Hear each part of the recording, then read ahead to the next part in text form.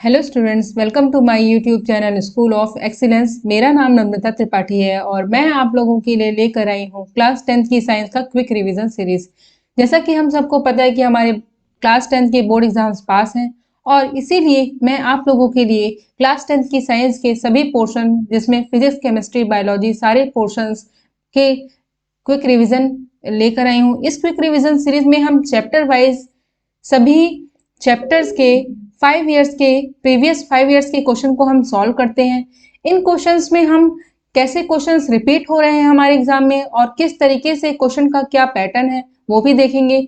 और इसलिए वीडियोस को आप ध्यान से देखिए और सभी चैप्टर्स का हम रिवीजन कर रहे हैं। तो सभी चैप्टर्स को अगर आपने नहीं देखा है तो वीडियो में जाके चैनल पे जाके चैनल को सब्सक्राइब कर लीजिए ताकि वीडियो से चैनल से रिलेटेड वीडियोस जब भी मैं डालूं तो आप तक पहुंच सके।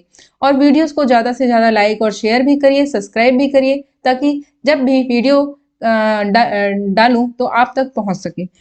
चलिए वीडियो स्टार्ट करते हैं और देखते हैं कि एग्जाम में किस तरीके से क्वेश्चन पूछे जाते हैं। तो आज का हमारा टॉपिक है light reflection and refraction by spherical surface. अब तक हमने लाइट का पहला टॉपिक रिफ्लेक्शन एंड रिफ्रैक्शन पढ़ा था प्लेन सरफेस से, ठीक है। आज का हमारा टॉपिक स्फेरिकल सरफेस है। इस स्फेरिकल सरफेस में कितने मार्क्स के क्वेश्चन पूछे जाते हैं और किस तरीके से क्वेश्चन पूछे जाते हैं ये हम देखेंगे।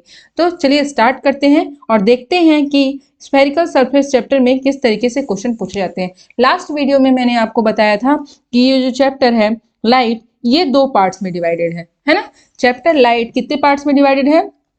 2 पार्ट्स में डिवाइडेड है। एक है हमारा प्लेन सरफेस, है ना, दूसरा है हमारा स्फेरिकल सरफेस, ठीक है। तो पहला पोर्शन हमने किया है प्लेन सरफेस, आज हम स्फेरिकल सरफेस को देखेंगे। इन दोनों चैप्टर्स को मिलाकर अगर हम प्लेन सरफेस और स्फेरिकल सरफेस चैप्टर को मिला दें तो हमारे एग्जाम में 10 मार्क्स के क्वेश्चन इस चैप्टर लाइट से पूछे जाते हैं। ओके, अब ये 10 मार्क्स के क्वेश्चन कैसे पूछे जाते हैं ये हम देखते हैं। 1 मार्क्स के 2 क्वेश्चन पूछे जाते हैं। ओके, 3 मार्क्स का एक क्वेश्चन पूछा जाता है और 5 मार्क्स का एक क्वेश्चन पूछा जाता है। तो अगर हम इसको कंबाइन कर दे तो टोटल हमारा कितना मार्क्स हो जाएगा? 10 मार्क्स, ठीक है।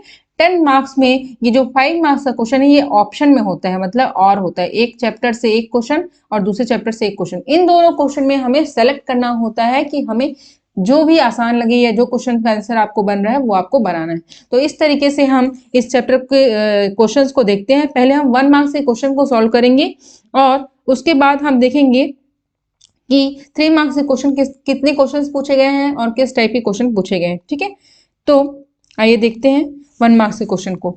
अब इन क्वेश्चंस के जरिए मैं आप लोग को बता दूं, ये जो सारे क्वेश्चंस मैंने यहाँ पे डाले हैं वो प्रीवियस ईयर में कभी ना कभी आए हैं, ठीक है। तो एक भी क्वेश्चन को आपको स्किप नहीं करना है। सारे क्वेश्चंस को एज इट इज आप तैयार करके जाएंगे तो भी एग्जाम में आने के चांसेस है। ओके, तो फर्स्ट ऑफ ऑल हम देखते हैं पहला क्वेश्चन कि कॉन्वेक्स मिरर इज ऑलवेज, इसका आंसर होगा डाइवर्जेंट। क्या होगा? डाइवर्जेंट। मैं आपको एक चीज और बताऊंगी। उसके बाद सेकेंड ऑप्शन है concave mirror is always convergent, ठीक है। ये चीज तो आपको रट लेनी है। क्या करनी है? रट लेनी है। कन्वर्जेंट और डाइवर्जेंट का मतलब क्या होता है? डाइवर्जेंट मतलब कोई लाइट आ रही है और वो कैसे कर रही है? फैल रही है लाइट। क्या कर रही है? लाइट एक पॉइंट से बहुत एरिया को कवर कर रही है और फैल रही है, ठीक है। और कन्वर्जेंट मतलब कोई ज्यादा एरिया से लाइट आके एक छोटी सी एरिया में वो सम्मिलित हो जा रही है, ठीक है। तो हिंदी में भी इसका मतलब हो गया।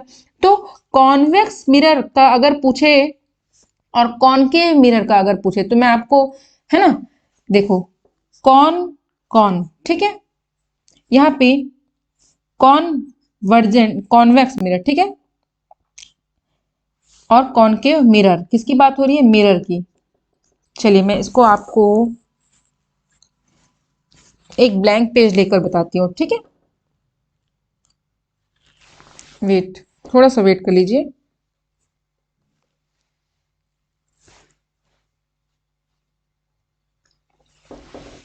मैं आपके लिए एक ब्लैंक पेज ले लेती हूँ,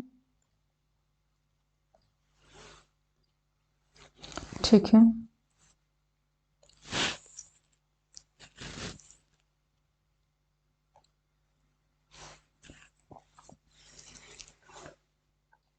ओके, तो देखते हैं। चलो अब कन्वर्जेंट और डाइवर्जेंट का ये कॉन्सेप्ट जो है ना, वेट, कन्वर्जेंट और डाइवर्जेंट का ये जो कॉन्सेप्ट है, तो हम देख रहे थे कन्वर्जेंट और डाइवर्जेंट का कॉन्सेप्ट। ओके, तो सबसे पहले मिरर है ना और लेंस, दो चीज होती है, ये हमें पता होनी चाहिए, मिरर और लेंस। ठीक है, तो मिरर और लेंस की बात हो चाहे किसी की भी बात हो, दो ही होते हैं, एक कॉनकेव मिरर, दूसरा कॉन्वेक्स मिरर, है ना। एक कॉनकेव लेंस एक होता है और एक कॉन्वेक्स लेंस। अब दोनों, अब हमेशा इसमें कंफ्यूजन होता है। ठीक है, तो चलिए देखते हैं कैसे। पहले हम लेंस की बात करते हैं, क्योंकि प्लेन मिरर में भी ये कॉन्सेप्ट हमको जानना था लेंस की। लेंस की जब बात आती है तब, ठीक है, हम यहाँ पे लिख देते हैं कॉनकेव, यहाँ पे लिख देते हैं। अच्छा, मैं आपको और एक तरीके से बता सकती हूँ।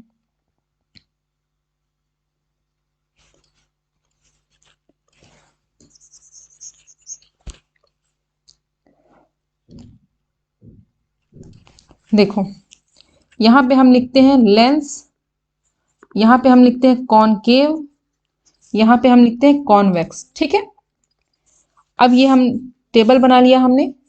अब यहाँ पे मैं लिखती हूँ लेंस की बात करेंगे हम यहाँ पे पहले ब्लॉक में, दूसरे ब्लॉक में हम मिरर की बात करेंगे। ठीक है, ओके। तो अगर कॉनकेव लेंस, देखो मैं ये टेबल आपको इसलिए बता रही हूँ क्योंकि एग्जाम में ये यहाँ से क्वेश्चन बनता ही है और बच्चे अक्सर कंफ्यूज हो जाते हैं, लेंस का मिरर में, मिरर का लेंस में। अगर लेंस की बात कर रहा है बच्चों तो कैसा होगा आप देखते हैं। ठीक है, लेंस में, हमारी लेंस में, ओ ये फिर से बनाना पड़ेगा।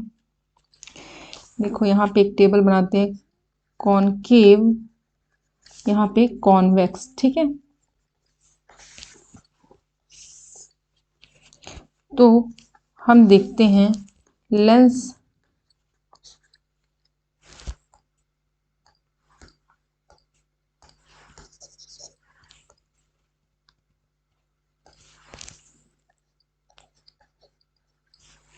इधर साइड में थोड़ा पेन वर्क नहीं कर रहा है और डिलीट हो जा रहा है।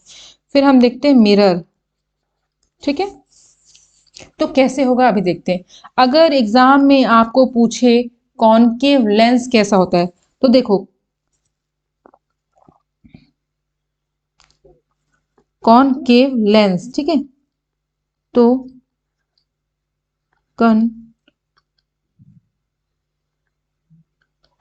कन्वर्जेंट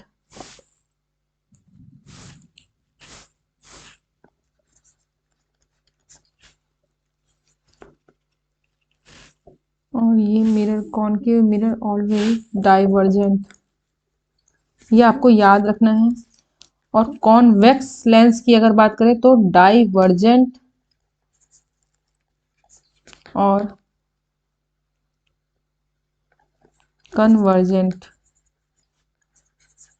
ठीक है, तो अगर एग्जाम में ये आपको चीजें याद करनी है, और एक इसका ट्रिक बताती हूँ मैं कैसे याद करना है आपको। ठीक है, तो देखते हैं, ये जो कन्वर्जेंट है, CONV दिख रहा है आपको, इसमें भी CONV दिख रहा है आपको। ठीक है, तो इस ट्रिक से याद कर लेना, अगर मिरर की बात करेगी तो CONV वाला क्या होगा, कन्वर्जेंट होगा।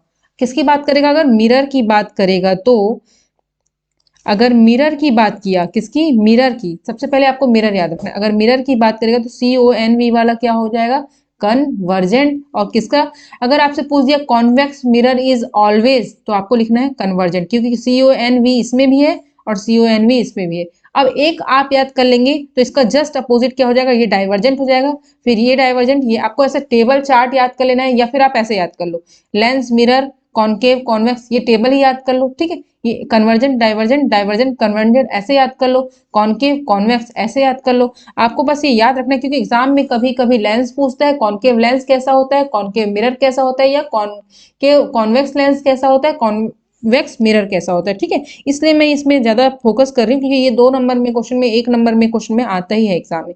नेक्स्ट क्वेश्चन है हमारा, focal length of spherical mirror of radius is curvature. अब हमको ये पता है कि फोकल लेंथ और रेडियस का रिलेशन क्या है, जानते हो, F is equal to R/2। Radius का आधा होता है फोकल लेंथ, ठीक है, double. For obtain real and similar shaped image from convex lens, object should be kept.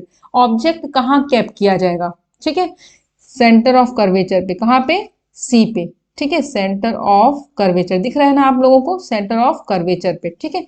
Image formed by spherical mirror will be, image जो spherical mirror से बनेगी वो कैसी होती है, ठीक है, ऑलवेज कैसी होती है, स्मॉल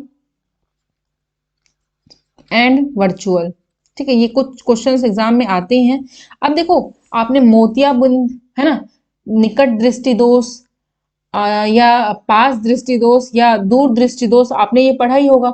तो दूर दृष्टि दोष और जो पास दृष्टि दोष होता है, मतलब आंखों में ऐसा हो जाता है कि उसको दूर की चीज दिखाई देती है और पास की चीज नहीं दिखाई देती। एक होता है जिसमें उसको पास की चीज दिखाई देती है और दूर की चीज नहीं दिखाई देती, है ना। तो ये जो लॉन्ग साइटेडनेस और शॉर्ट साइटेडनेस इसको बोलते हैं। तो इसमें कौन सी लेंस होती है, तो लॉन्ग साइटेडनेस में कॉन्वेक्स लेंस यूज होती है, ठीक है। और अगर शॉर्ट साइटेडनेस, मतलब हम देखो जो नाम है वही उसका डिसीज है, जैसे कि लॉन्ग साइटेडनेस लिखा है ना, तो आपको हमेशा दूर की चीज दिखेगी, और शॉर्ट साइटेडनेस मतलब पास की चीज दिखेगी, तो इसमें कॉनकेव। अब यहाँ पे नेक्स्ट क्वेश्चन लिखा है फॉर्मूला ऑफ स्नेल्स लॉ, तो mu equals to sine I by sine R. ये कभी कभी क्वेश्चन आपसे Snell's law, what is Snell's law पूछ सकते हो, तो ये भी आप लिख सकते हो अगर कुछ नहीं आता है आपको। अब यूनिट ऑफ डायोप्टर क्या होता है, पावर ऑफ लेंस, ठीक है। किसका यूनिट होता है डायोप्टर, पावर ऑफ लेंस का। तो नेक्स्ट हम 3 मार्क्स से क्वेश्चन देखेंगे।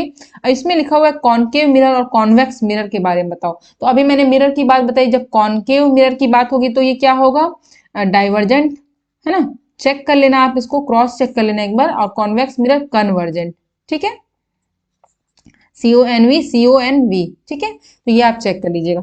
अब ये कुछ डिफरेंस बिटवीन इसमें से आप लिख दोगे, प्लेन मिरर और कॉन्वेक्स मिरर में डिफरेंस लिख दोगे। डिफरेंस जब लिखते हो तो उसके यूजेस भी लिख दो कि प्लेन मिरर जो है वो फेस से देखने के, कॉन्वेक्स मिरर जो है वो किसके, कॉनकेव मिरर वो किसके काम आता है, शेविंग के लिए। तो कुछ इस टाइप के आपको डिफरेंस बिटवीन इसमें से आपको बताने हैं। अब लेंस के 3 यूजेस आपको बताने हैं, ठीक है। लेंस किसके किसके काम आता है, तो ऑब्वियस सी बात है, लेंस टेलीस्कोप में, माइक्रोस्कोप में और आई में, आई ग्लासेस में भी लेंस लगे होते हैं। तो इस टाइप के 3 यूजेस, बेसिक यूजेस भी आप लिख सकते हैं। अब ये what is blind spot and yellow spot, देखो आप जब भी आई का डायग्राम जो होता है हमारा, है ना, आई का जो हमारा डायग्राम होता है, इसमें हम देखते हैं रेटिना होता है ना, रेटिना होता है और सीलियरी बॉडी होता है, ये सब चीजें होती हैं। तो ये जो कोना होता है ना, ये ब्लाइंड स्पॉट होता है, ठीक है। यहाँ पे कुछ होता है येलो स्पॉट, जहाँ पे आपको बिल्कुल ब्लाइंड स्पॉट से फिर नर्व के पास जाती है, तो वो मैसेज देता है कि हाँ यहाँ पे इमेज बननी है रेटिना में। तो ये सारी चीजें, येलो स्पॉट और ब्लाइंड स्पॉट के बारे में थोड़ा पढ़ लेना। अब what is the power of accommodation of eye, जिसको हम P से रिप्रेजेंट करते हैं, इसका होता है फॉर्मूला 1/f, ठीक है। ये P is equals to 1/f, formula को आप याद कर लीजिएगा, इससे बहुत सारे न्यूमेरिकल्स इस चैप्टर से आते हैं। अब कलर ब्लाइंडनेस क्या है, जिसमें आपको कलर देखने में दिक्कत है, ठीक है, ये क्वेश्चंस आ सकते हैं एग्जाम में। Convex mirror is used as rear view mirror in vehicles, why. अब व्हीकल्स में कॉन्वेक्स मिरर जो होता है वो रियर व्यू, मतलब साइड में जो मिरर लगे होते हैं कार में या किसी में, उसको क्यों यूज करते हैं, क्योंकि उसमें से चीजें जो है पास दिखती हैं, है ना। तो हमको उसमें एक्सीडेंट होने में, एक्सीडेंट से होने से बच सकते हैं हम, अगर चीजें हमें पास दिख रही है तो, ठीक है। कॉन्वेक्स लेंस क्या है, कॉनकेव लेंस नहीं, यहाँ पे क्वेश्चन में दिया हुआ है convex lens and convex having focal length, क्या दिया हुआ है, फोकल लेंथ दिया हुआ है 50 सेंटीमीटर। तो पावर ऑफ लेंस मतलब P निकालो। अभी मैंने आपको पीछे बताया कि P is equals to 1/f, लेकिन यहाँ पे पावर ऑफ ये जो दिया हुआ है किसमें दिया हुआ है, सेंटीमीटर। हमको इसको सबसे पहले किसमें कन्वर्ट करना है, मीटर में। तो ये कितना हो जाएगा, 0.5 मीटर हो जाएगा, डिवाइड बाई 1000 आप करोगे, है ना, 50 डिवाइडेड बाई 1000 करोगे तो 0.5 मीटर आ जाएगा, है ना। तो हम यहाँ पे P निकालना है हमको, तो 1/0/5, तो इस तरीके से आप आंसर को निकाल सकते हैं, ठीक है। ये हो गया। नेक्स्ट क्वेश्चन है find out the power of having focal length 20 centimetre. Same वही क्वेश्चन है, यहाँ पे आपको पावर ऑफ कॉनकेव लेंस निकालना है जिसका फोकल लेंथ 20 सेंटीमीटर। 20 सेंटीमीटर मतलब आप सबसे पहले इसको मीटर में कन्वर्ट करोगे, मीटर में कन्वर्ट करेंगे 20/1000 करोगे, है ना। अब 1000 किया आपने तो ये जीरो तो कट गया। अब 2/100 बचा, है ना। तो 100 अगर ऊपर में जाएगा तो कैसा होगा आपका, ये इधर 2 के बाद तो 0.02 हो जाएगा, ठीक है। तो आपको इस तरीके से यहाँ पे P is equals to 1/f लिख के आपको ये एग्जाम में फॉर्मूला पुट करके आंसर लेके आना है। बहुत इजी क्वेश्चन है, कभी समझ नहीं पाते हैं बच्चे, इसलिए कंफ्यूजन हो जाता है और गलती कर देते हैं। ठीक है, एक होता है आपका यहाँ पे दिया हुआ है, एक फॉर्मूला होता है आपका, मैं बताती हूँ, 1/f is equals to 1/v plus 1/u। ठीक है, ये एक फॉर्मूला होता है जिसमें फोकल लेंथ, ऑब्जेक्ट और इमेज, व्यू मतलब ऑब्जेक्ट, वी मतलब इमेज, है ना, ये फॉर्मूला होता है। लेकिन अगर कॉन्केव लेंस की बात कर रहा है ना, कॉन्केव मिरर की बात कर रहा है, तो जो ऑब्जेक्ट है ना उसको जितना डिस्टेंस पे प्लेस्ड है, जैसे कि 10 सेंटीमीटर में, तो ये क्या बोल रहा है, ये जैसे ये कॉन्केव की बात कर रहा है तो ये पोल से 10 सेंटीमीटर दूर रखा हुआ है, मतलब ये इधर बन रहा है ना। अगर इमेज इधर बन रहा है तो ये ऑब्वियसली माइनस में चला जाएगा। ठीक है, तो -10 हो जाएगा। तो कॉन्केव में हमेशा जो जो किसकी वैल्यू, हमारी ऑब्जेक्ट की वैल्यू हमेशा माइनस में हो जाएगी। ठीक है, तो 1/f आपको 1 क्या दिया हुआ है, रेडियस ऑफ कर्वेचर r दिया हुआ है ना, तो आपको पता है ये जो 30 सेंटीमीटर है, रेडियस 30 सेंटीमीटर है, तो उसका फोकल लेंथ क्या हो जाएगा, हाफ हो जाएगा, है ना। तो ये क्या हो जाएगा, 15 हो जाएगा। f की वैल्यू क्या हो जाएगी, 1/15, है ना। समझ में आ रही ना आपको, 1 बाई आपको हो जाएगा यहाँ पे v, है ना, प्लस 1/-10। इस तरीके से आप सॉल्व करके आंसर निकाल सकते हैं, v की वैल्यू निकाल सकते हैं। ठीक है, नेचर ऑफ इमेज निकालना है, मतलब आपको v निकालना है। ठीक है, अगर ना समझ में आए तो नेक्स्ट क्वेश्चन भी हम देखेंगे, उसमें आपको समझ में आ जाएगा। स्फेरिकल मिरर क्या है, उसके टाइप्स क्या है, ये 5 नंबर के क्वेश्चंस में किसी भी टाइप का आ सकते हैं, 3 टाइप बताओ चाहे। अब focal length of the mirror क्या है, फोकल लेंथ, जैसे कि मान लो ये कॉन्केव मिरर है आपका। ठीक है, ये मैंने एक लाइन खींचा, यहाँ पे आपका p होता है। ठीक है, यहाँ पे आपको f होता है, यहाँ पे आपको सेंटर ऑफ कर्वेचर होता है। ठीक है, इसके बीच में सेंटर ऑफ कर्वेचर के जैसे कि ये डायग्राम है, सेंटर ऑफ कर्वेचर है ये। ठीक है, तो इसके बीच का क्या होगा, वेट मैं आपको बताती हूँ। जैसे ये लाइन है, ये आपका पोल हो गया, ये प्रिंसिपल एक्सिस है ना, ये प्रिंसिपल एक्सिस है पूरा, ये आपका रेडियस ऑफ कर्वेचर है, रेडियस ऑफ कर्वेचर का आधा क्या हो जाएगा, फोकल लेंथ। ठीक है, तो आपको ये चीजें, अगर रेडियस ऑफ कर्वेचर आपका 30 है तो फोकल लेंथ कितना हो जाएगा आपका, 15 हो जाएगा। ठीक है, मतलब radius of curvature focal length का डबल होता है। कुछ चीजें बस दिमाग में रखिए, जैसे कि यहाँ पे आपको दिया हुआ है प्लेसिंग एन ऑब्जेक्ट, मतलब यू दिया हुआ है आपको 30 सेंटीमीटर, लेकिन ये क्या कॉन्केव लेंस की बात करें तो -30 हो जाएगा। ये क्या हो जाएगा, -30। हमको ये दिमाग में बस रखना है, कॉन्केव दिया हुआ है कि कॉन्वेक्स। अगर कॉन्वेक्स दिया रहेगा तो आपको नहीं, माइनस नहीं लगाना है। ठीक है, और इमेज फॉर्म्ड इज 2/3, तो मतलब v की भी वैल्यू आपको 2/3 दी हुई है। ठीक है, find the focal length of lens, है ना, मतलब आपको f निकालना है। अब हमारा फॉर्मूला होता है 1/f is equals to 1/v plus 1/u, ये हमारा फॉर्मूला होता है। हमको ये दोनों दिया हुआ है, अब 1/f में आप पुट कर देंगे अगर, तो 1/2/3, है ना, तो ये प्लस 1/-30। ठीक है, तो आपका ये आंसर क्या हो जाएगा, निकल जाएगा। ठीक है, आगे आप सॉल्व कर लीजिएगा। नेक्स्ट क्वेश्चन है, a convex lens has focal length of 12 centimeter. If an object is placed at focal point, then find the status of image. उसका फोकल लेंथ 12 है। ठीक है, अगर ऑब्जेक्ट को हम कहाँ प्लेस कर देंगे, फोकल पॉइंट पे प्लेस कर देंगे, तो उसका स्टेटस बताइए कहाँ पे कितना बनेगा। ठीक है, इस तरीके से आपको क्वेश्चन बनाना है। अब यहाँ पे रेडियस ऑफ कर्वेचर और फोकल लेंथ में आपको रिलेशन बताना है, तो आप खुद ही पता है कि रेडियस ऑफ कर्वेचर अगर 30 है तो फोकल लेंथ क्या हो जाएगा, उसका आधा 15 हो जाएगा। क्या हो जाएगा, समझ में आई बात।